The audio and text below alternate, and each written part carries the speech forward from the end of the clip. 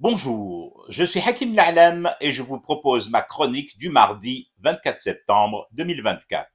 Elle s'intitule Les barons de la Khorda, les petites allumettes et la Seine n'est pas moins polluée au pied de Bercy. C'est fou de précision et de synchronisation horlogère. Au moment où Gigi annonce une lutte sans merci contre les lobbies de l'import, resserre la vis trop lâche sur le commerce avec l'Europe et n'hésite pas à évoquer les règles de la réciprocité envers toutes les puissances commerciales qui prendraient notre désédit pour un déversoir, tout en bloquant nos produits à des motifs sombrement lactosés, que se passe-t-il ici, chez nous, en désédit? Des petits brasiers qui s'allument aussi spontanément qu'est vert le nez rouge de Bozolo Clown. En divers points du pays, même dans des enceintes sportives, comme en petites meutes minutées et actionnées à distance, c'est d'actualité avec les pageurs, les petites allumettes du baronat trabendiste, non encore réduits au trottoir, non encore ramenées à la raison économique, sont entrées en action. Parano de ma part? Peut-être, ou peut-être pas. Une chose est sûre, j'ai passé l'âge des contes de fées, des grenouilles qui se transforment en belles princesses lorsqu'elles reçoivent le baiser du preux chevalier servant fringué dans un costard Cherokee de contrefaçon. Sûrement ce brin d'expérience qui renifle l'air autrement que pour s'oxygéner seulement, mais aussi pour y déceler les feuilles de route mafieuses. Le chef de l'État a tapé du poing sur la table, a rappelé que nous n'étions pas une poubelle et miraculeusement les poubelles, les vraies, ont brûlé en petite combustion spontanée ici et là, dans un dispositif d'agitation tellement, mais alors tellement déjà vécu qu'il en prend des allures de mauvais et insipide remake.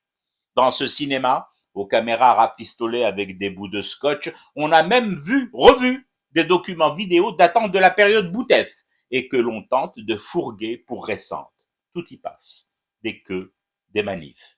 Les antennes archives de ces services du container devraient au moins faire l'effort de rafraîchir un chouïa leur fond documentaire. Pourtant, elles en ont les moyens, les bougresses, avec l'argent des puces vide-greniers et brocantes d'hypermarchés européens qu'elles écument sans trop regarder aux étiquettes des bocaux qu'elles dénichent là-bas et veulent placer quoi qu'il en coûte ici.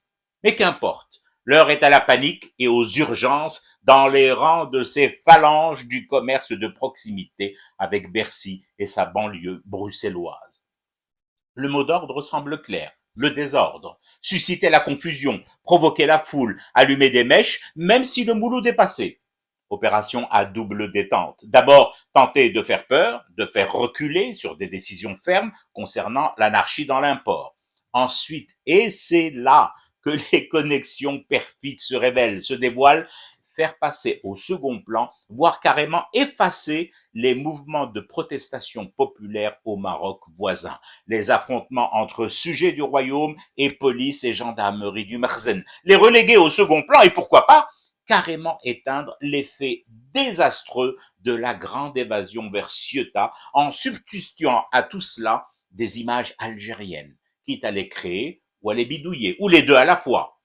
Clairement, le second mandat de Gigi, malmené dans sa phase électorale, commence par un gros nid de guêpes dérangés dans leur ripaille, bousculés dans leurs va-et-vient commerciaux et en ordre de désordre ordonné.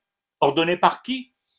Par tous ceux qu'une politique désédienne qui ne se réduirait plus, comme par le passé, à un quai de port déversoir de la Khorda, pousse à vouloir embraser la rue des Aides.